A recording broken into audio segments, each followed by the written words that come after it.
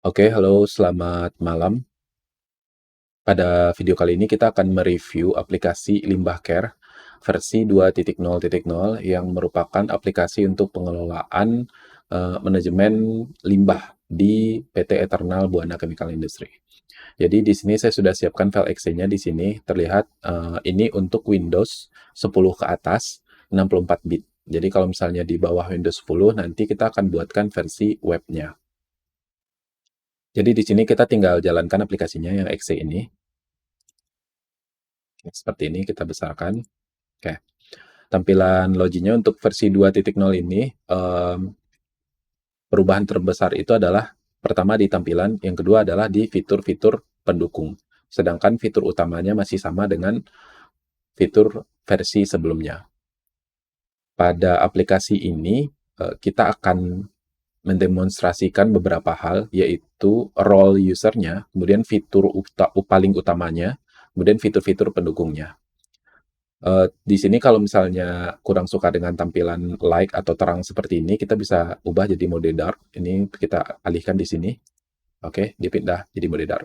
Ini bisa kita buka lagi. Jadi mode light lagi. Oke. Dan ini berlaku sekali kita ngubah, ini berlaku untuk semua halaman dan akan tersimpan di perangkat. Jadi kalau kita sudah set ke light, dia akan tetap light. Kita set ke dark, maka kalau pas buka aplikasinya lagi, itu akan tetap dark. Untuk video kali ini kita akan tetap pakai yang light. Pertama, kita akan demokan fitur paling utama dari aplikasinya terlebih dahulu.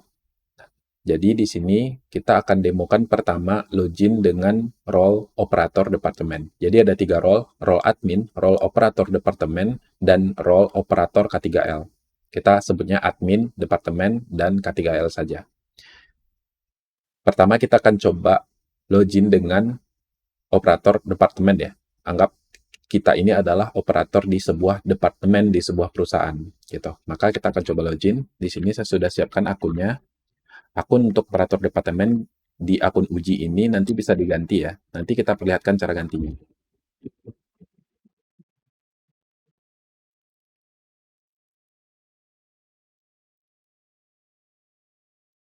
Oke, kita berhasil login di sini. Fitur paling utamanya adalah operator departemen hanya punya satu wewenang, yaitu menambah limbah. Dia tidak bisa menghapus, dia tidak bisa menetapkan pemrosesan sebuah limbah. Dan dia hanya bisa menambah limbah untuk departemennya sendiri. Dari mana kita tahu departemennya? Kita bisa lihat di profil kanan atas ini. Nah, di sini ada aksesnya. Aksesnya hanya untuk departemen ini aja. Kalau misalnya departemen yang lain, itu tugasnya operator departemen lain, gitu. Ya, jadi dia hanya bisa menambah limbah untuk departemen ini aja. Kita tutup. Kemudian dia akan menambahkan limbah di tanggal yang terpilih di sini, di date picker yang sebelah sini. Nah, secara default adalah tanggal hari ini. Jadi kalau dia langsung tambahkan limbah, berarti nambah limbah untuk hari ini. Oke. Nah, di sini sudah ada beberapa limbah yang ditambahkan. Nah, kita coba tambahkan lagi. Untuk tambahkan di sini. Nah, terlihat di sini bahwa department itu nggak bisa dipilih lagi.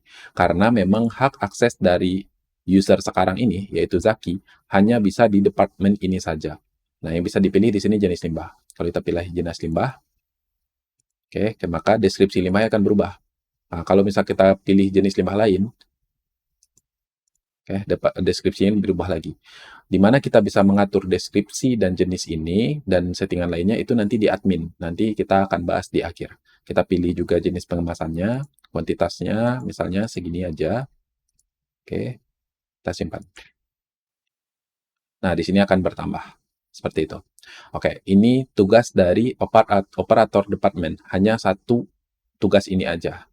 Seperti itu. Nah, selain tugas ini, ya dia bisa melakukan menggunakan fitur-fitur yang memang basic ya, seperti di kanan ini,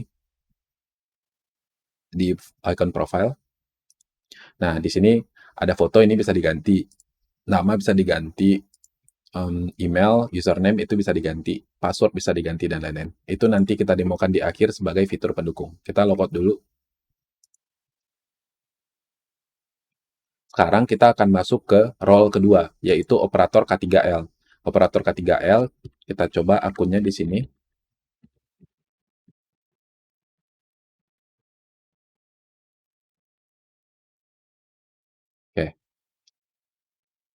Nah, di sini kita udah masuk. Operator K3L adalah pihak yang mengelola limbah yang dibuang oleh operator departemen. Sehingga dia memiliki hak akses ke semua data departemen. Kita lihat di kanan ini, di profil, terlihat hak aksesnya adalah semua departemen. Seperti itu. Nah, jadi kalau misalnya ada 10 operator departemen dan masing-masing membuang satu limbah, maka di sini akan terlihat 10 data. Seperti itu. Nah, data yang terlihat adalah data yang ada di tanggal yang ada di date picker di sini. Ya, kalau secara default adalah hari ini. Kalau kita pindahkan ke kemarin, datanya tidak ada. Kalau kita pindahkan ke hari ini lagi, datanya ada. Oke. Tugas dan wewenang dari operator K3L itu ada beberapa, yaitu menetapkan pemrosesan sebuah limbah tertentu, mencetak laporan, dan mencetak stiker. Pertama, di sini ada satu limbah tadi yang terakhir kita tambahkan, kita bisa di sini, di aksi sini, kita bisa set pemrosesan limbahnya. Kita bisa pilih mau diproses seperti apa. Apa saja pemrosesannya nanti bisa ditambah atau diatur di admin. Nah, kita pilih. Oke. Setelah pemrosesan semua limbah ditetapkan di hari itu, maka reportnya itu bisa kita download. Kita pencet yang report di sini, maka akan terbuka langsung di file Microsoft Excel. Coba kita pencet, maka akan langsung terbuka di Microsoft Excel. File Excel ini kalau mau dibuka lagi nanti ada di mana? Kita tutup dulu file Excel-nya. File Excel-nya sini sudah rapi ya, kolom-kolomnya. Kalau kita tutup dulu file Excel-nya, nanti kalau mau buka lagi itu ada di sini, ke File Explorer, ada di Documents di sini. Documents, limbah care. Kemudian Excel. Nah, di sini. Nanti akan ada dokumen yang namanya itu berdasarkan tanggal hari ini. Kita balik ke aplikasinya. Selain mencetak laporan dalam bentuk Excel, hal yang tidak kalah pentingnya adalah mencetak stiker untuk ditempel di kemasan-kemasan limbah. Itu kita bisa pencet di stiker ini. Di sebelah sini. Nah, dia akan langsung membuka file PDF yang siap untuk di-print. Di sini sudah dibuatkan garis-garis untuk panduan pemotongan atau pengguntingan nanti. Kita bisa cetak di kertas stiker ukuran A4. Tiap limbah akan dicetak 3 rangkap ke samping. Jadi kita bisa lihat nih, kalau ke samping bertiga, ini ID-nya sama persis. Tapi kalau ke bawah, ini sudah limbah yang berbeda. Tujuannya adalah ada 3 kopian yang bisa ditempel mungkin di bagian atas, depan, dan belakang dari kemasan limbah. Satu lembar ini, ke bawah itu ada 4 limbah yang bisa dicetak. Ke sampingnya itu ada duplikat 3. Tiap-tiap limbah memiliki ID di bagian yang ini. Ini ID. ID ini akan muncul juga kalau misal kita men-scan QR yang ada di atas ini. Nah, QR ini kalau kita scan sekarang itu akan menjadi sebuah URL. URL ini mungkin akan kita lengkapi di versi 2.0.1 nantinya. Tapi QR-nya sudah dibuatkan dari sekarang agar limbah-limbah yang dicetak sekarang pun nanti bisa di-scan di versi berikutnya. Kita tutup PDF-nya. Kalau mau membuka PDF ini lagi, misalnya kita tutup, itu akan terkumpul di tempat yang sama tadi. Kita ke tadi, kalau tadi di file Excel, nah sekarang ada di file PDF di sini. Penamaan filenya adalah tanggal hari ini. Oke, kita lanjut ke aplikasinya. Itu adalah wewenang dari operator K3L. Sama seperti operator department, operator K3L juga bisa melakukan fitur-fitur dasar ya. Di sebelah profil sini, bisa mengganti foto profil, email, nama, username, dan bisa mengganti password. Fitur ini nanti kita bahas. Oke, kita logout lagi. Nah, sekarang adalah fitur admin. Kita contohkan adminnya di sini. Emailnya.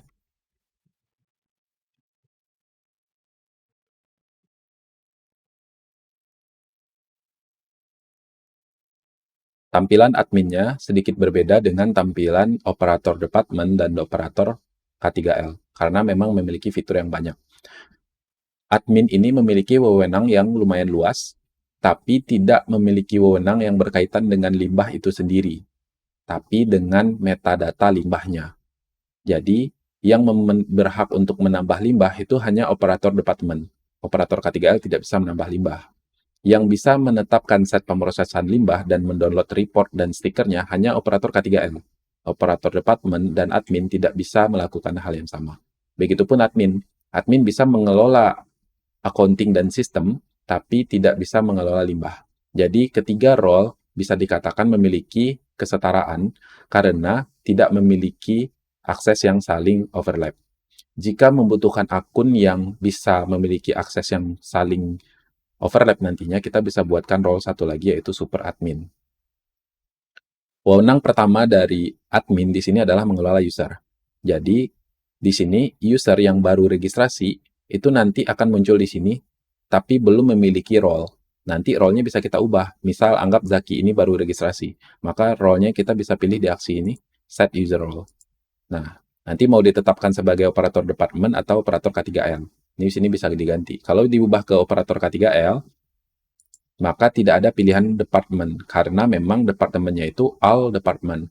Tapi kalau kita ubah lagi ke operator departemen, maka kita harus pilih dulu, dia akan di departemen mana memiliki aksesnya. Di sini kita pilih salah satu misalnya. Kayak gitu. Oke. Nah, kemudian kalau ada user yang lupa password, maka admin bisa membuat password sementara. Karena sistem ini tidak online, maka tidak ada pengiriman email untuk reset password ke usernya langsung. Dan karena memang aplikasi yang diperuntukkan untuk perusahaan internal, maka akan lebih bijak kalau pengelolaan akun itu di tangan admin, bukan di tangan user yang dikirimi email pemulihan. Itu akan jauh lebih aman. Nah, kalau misalnya ada lupa password, maka user akan meminta ke admin tolong resetkan passwordnya. Nanti setelah password itu direset, user itu bisa mengganti password sementara. Contoh misalnya Zaki di sini. Zaki, kita reset passwordnya ada di aksi sini, kita bisa reset password. Nah, nanti kalau kita proses, maka akan muncul password sementara yang bisa dikirimkan ke Zaki. Nah, ini password ini kalau kita pakai, coba kita copy. Coba. Nah, kalau kita logout, login lagi dengan akun Zaki tadi.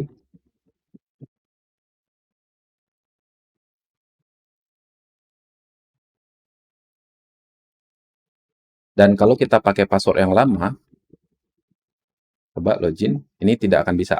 Tapi kalau kita pakai password yang baru, karena ini password sementara, kalau kita login, nah karena ini adalah password sementara, maka akan diminta mengganti password. Oke, kita buatkan password baru. Konfirmasi.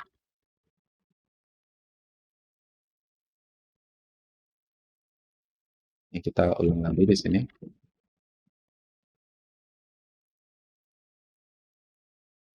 Nah, maka passwordnya sudah baru.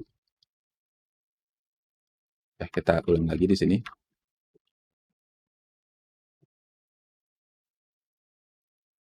Oke, kita reset.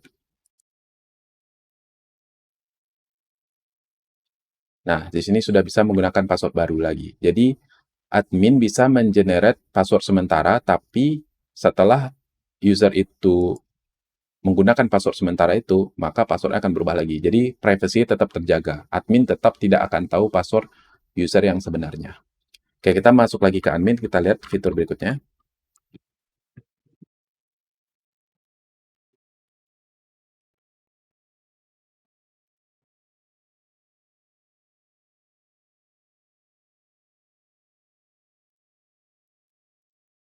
Oke, nah di sini kita masuk ke wewenang berikutnya dari admin, yaitu mengatur departemen. Di sini ada departemen. Nah, di sini kita bisa nambah data departemen baru. Gitu. Kita bisa tambah di sebelah sini. Nah, di sini tinggal mengisi nama departemennya. Tes misalnya. Oke, akan bertambah. Nah, ini bisa diedit juga. Kita editing ini. Oke, kita tambahin misalnya.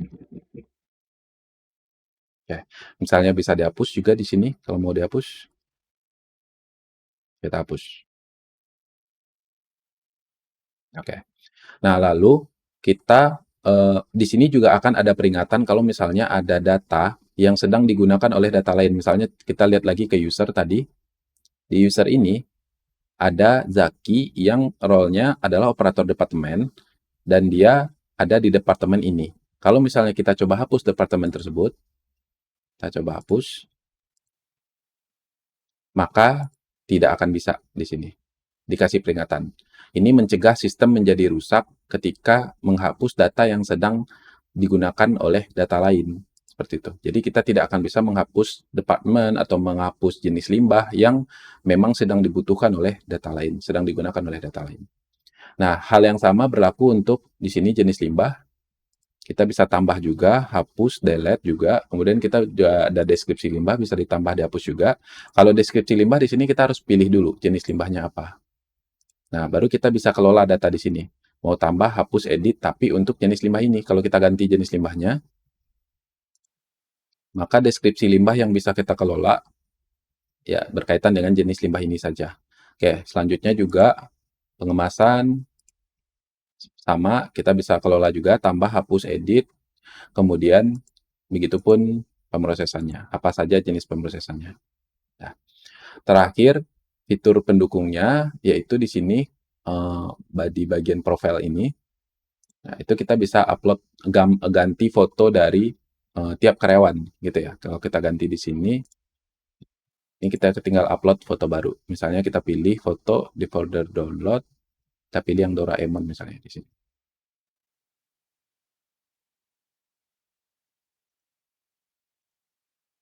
Karena langsung ada previewnya dan kalau kita simpan akan langsung terupdate seperti itu. Begitupun kalau misalnya mau mengganti data dirinya, di sini bisa kita ganti profilnya di sini. Nah, kita bisa ganti mau nama, email, username ini mau diganti bisa. Kita tidak usah demokan untuk mempercepat waktu. Dan di sini juga ganti password. Kalau mau mengganti password secara sendiri untuk akun ini saja. Jadi ini untuk akun si admin ini. Ya, begitupun tadi dengan akun Zaki atau akun operator departemen ataupun akun K3L, nah itu bisa ganti passwordnya sendiri gitu. Misalnya merasa passwordnya sudah tidak aman gitu. Nah, lebih kurang itu adalah kita coba lihat ini dulu mode dartnya kalau di halaman ini. Nah, mode dartnya seperti ini. Oke. Nah, lebih kurang itulah fitur-fitur dari aplikasi Limbah Care-nya. Kalau misalnya adminnya ingin tampilan yang lebih luas, ini bisa ditutup ya. Sebelah sini bisa disembunyikan. Oke, itu. Kalau mode terangnya coba kita ke mode light. Nah, di sini. Ini kalau dibuka, ditutup, seperti ini. Ini untuk tampilan yang lebih luas atau lebih sempitnya, lebih detail. Oke, seperti itu. Ya, lebih kurang itu review singkat terkait dengan aplikasi Limbah Care versi 2.0.0 dari PT Indonesia Cyber Center untuk digunakan di PT Eternal Buana Chemical Industry. Semoga bermanfaat. Sampai jumpa.